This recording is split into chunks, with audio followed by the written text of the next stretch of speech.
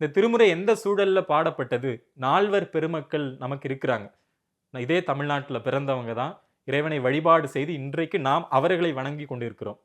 திருஞான சம்பந்த பெருமான், திருநாவுக்கரச பெருமான், சுந்தரமூர்த்தி பெருமான், மாணிக்க வாசகர். நம்ம திருவாசகம், திருவாசகத்திற்கு உருகாதார் ஒரு வாசகத்திற்கும் உருகார் அப்படின்னு சொல்லுவோம். அந்த திருவாசகத்தை பாடினவர் யார்? அதுக்கு உருகலை அப்படின்னா வேற எதுக்குமே உருக முடியாது. அவர் எப்படி உருகி பாடியிருப்பார்? அவரையெல்லாம் நாம தெரிஞ்சுக்கணும் இல்லையா? எத்தனையோ வரலாறுகளை நாம் தெரிந்து கொள்கிறோம். இந்த மண்ணுக்கு சொந்தக்காரர்கள், நாம் வழிபடுவதற்கு உரியவர்கள். பெருமானை நேரடியாக கண்டு சிவராத்திரிக்கு நாம சிவலிங்கத்து முன்னாடி இருந்து பெருமானுக்கு முன்னாடி இருந்து அவரை பார்த்து கொண்டு இருக்கிறோம். அவர்களுக்கு பெருமான் நேரடியாக வந்து காட்சி கொடுத்தார்.